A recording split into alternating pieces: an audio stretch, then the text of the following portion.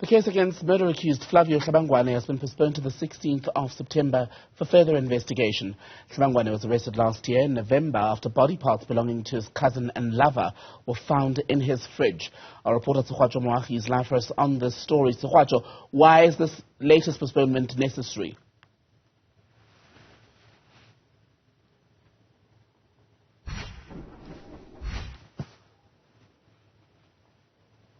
Well, good afternoon, Tembekile. So it's necessary, in fact, for the South African Police Service to be able to download content that was requested for by the state in this very matter.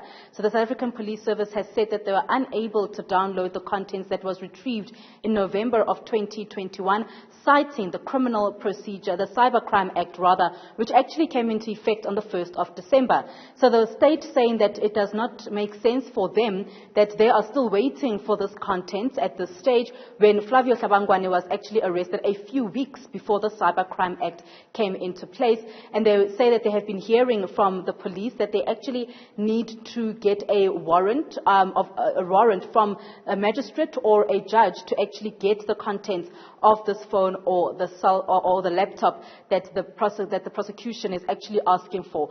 But the prosecutor then in this case, Advocate Johan Badenhorst, saying that they are really requesting the court this afternoon to actually grant that warrant and to urgently tell the SAPS, give out that summons to the SAPS that they should actually urgently download the content of this laptop and the cell phone according to the Criminal Procedure Act. And they say that this actually somehow overrides the Cybercrime Act in this matter, Tembekile, because Flavio Hlabangwane was arrested just a few weeks before the Cybercrime Act came into effect. So the judge in this very case, allowing that to go ahead, actually ordering the SAPS to urgently download this content that is needed for trial. This is what the prosecution has said, that they are unable to finalize their investigations because they need this additional information, and then they'll be able to proceed through into trial, go through then into trial. So the judge then granting this particular request from the prosecution,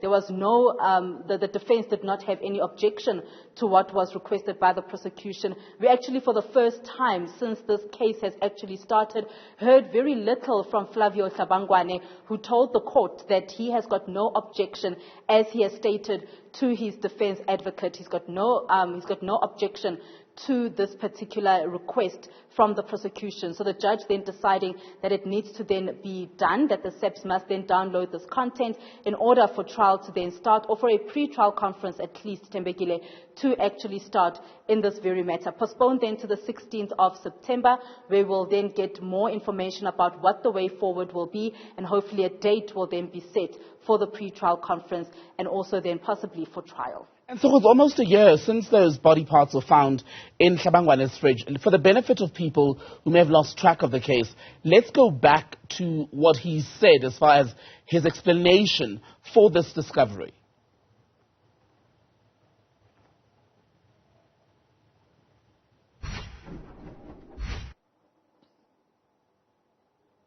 Well, you know, Tembekile, these body parts were discovered by his then girlfriend in November of 2021 in his fridge in Protea Glen, and this then sent him straight to the cells. When the police started to investigate, they of course found these body parts as described by the then girlfriend at the time. We've heard very little from Hlabangwane as to why he actually committed this murder, or allegedly committed this murder.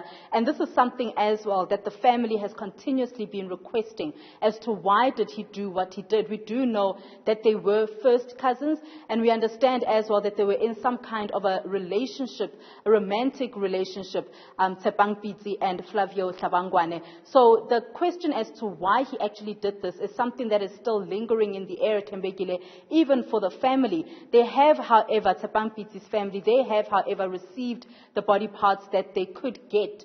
We do know that Flavio Hlabangwane showed the investigating officers where exactly he buried the skull of Tshegohaco. They arrived there and they found that skull not too far from his house. You remember, Tembekile, that when the family went to go retrieve the remaining body parts, as Newzroom Afrika, we were there and we saw where they performed that ritual where we understand Flavio Hlabangwane buried the skull of Tshegohaco. We do know that the torso, however, is still missing in this very case. And so it's one of the reasons why the prosecution today is saying that they need to see the relationship between Tshepang Pitsi and Flavio Hlabangwane, and just to get an understanding as to how they spoke and how they related to each other, mainly because the prosecution saying that they understand that there was alleged abuse within this particular relationship. So he was then arrested in 2021. He tried to commit suicide twice, Thembekile, following his arrest. The first time was immediately after he was arrested, and we understand then before his first appearance